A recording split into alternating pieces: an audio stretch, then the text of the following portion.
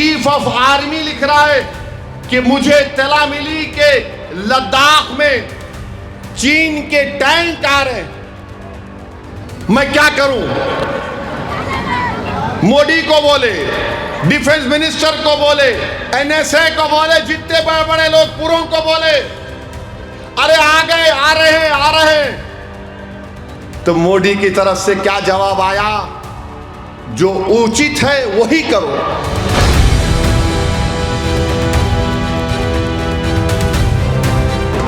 मेरे दोस्त जो मंदलिस की दुश्मनी में काम कर रहे हैं, भारत के लिए जो उचित होगा वो करना पड़ेगा। भारत की एक एक इंच जमीन हमारे लिए कीमती है।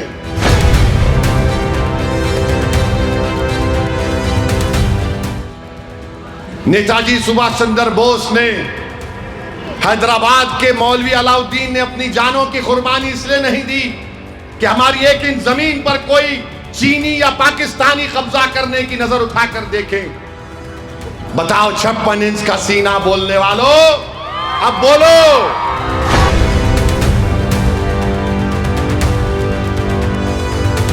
भारत का चीफ ऑफ आर्मी स्टाफ किताब लिखा, उस किताब के इख्तिसाबात एक कैरेवन मैगजीन में छापे गए, जिसमें चीफ ऑफ आर्मी लिख रहा है कि मुझे इत्तला मिली कि लद्दाख में चीन के टैंक आ रहे हैं, मैं क्या करूं?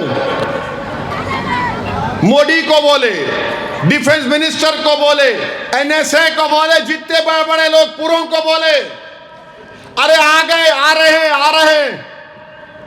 तो मोदी की तरफ से क्या जवाब आया? जो उचित है वही करो। हाँ बोलो, यहां बड़े डराते हमारे को। अबे वहां पे क्या हुआ? मोदी जी बोले जो उचित है वो करो। ये क्या बात हुई?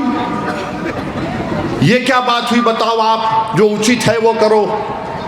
अरे बोलना था, मार के उखाड़ के भगाओ उन लोगों को। बल्कि मोदी जी तो मिलिट्री के ऑपरेशन में एक्सपर्ट है, मालूम आपको? याद है? याद है? किसको याद है? फैजुल्ला, तुम को याद है? नहीं?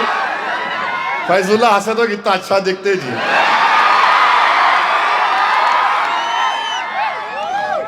बालाकोट का ऑपरेशन हुआ तो मोदी जी का इंटरव्यू अब जाके देखो यूट्यूब पे। मोदी जी बोल रहे, फौज ने मुझसे पूछा, मैंने कहा बादल है, बादलों का सहारा लेकर पाकिस्तान पर सर्जिकल स्ट्राइक कर दो। मोदी जी बादल को देख के बोले हमला कर दो। माने मोदी जी को शायद नहीं मालूम कि प्लेन का जो रेडार रहता वो दुश्मन को मालूम होता था, मगर मोदी जी बोले बादल है, मैं बादल देख रहा हूं दिल्ली से, बादल। अरे जब आप बादल देख के बालाकोट का स्ट्राइक करो बोले, यहां पे आप क्या बोल दिए? जो उचित है वो करो। मेरे दोस्त जो मंदलिस की दुश्मनी में काम कर रहे हैं, भारत के लिए जो उचित होगा वो करना पड़ेगा। भारत की एक एक इंच जमीन हमारे लिए कीमती है।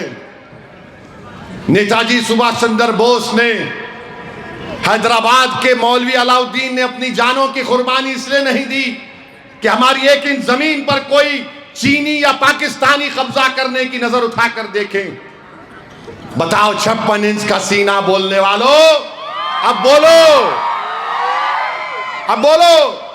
अब कुछ नहीं बोलेंगे, मैं नहीं बोल रहा हूं, वो जनरल साहब बोले। मेरे पे आके कल केस नहीं बुक करना, मेरी तकरीर के बाद जाके नहीं बोलना वो आए थे भड़काऊ भाषण दे के गए। अरे कैरेवन मैगजीन में जर्नल के नाम के साथ लिखा गया, अगर तुमको तकलीफ है उनसे जाके पूछो, मगर उस पे भी कोई जवाब नहीं देंगे।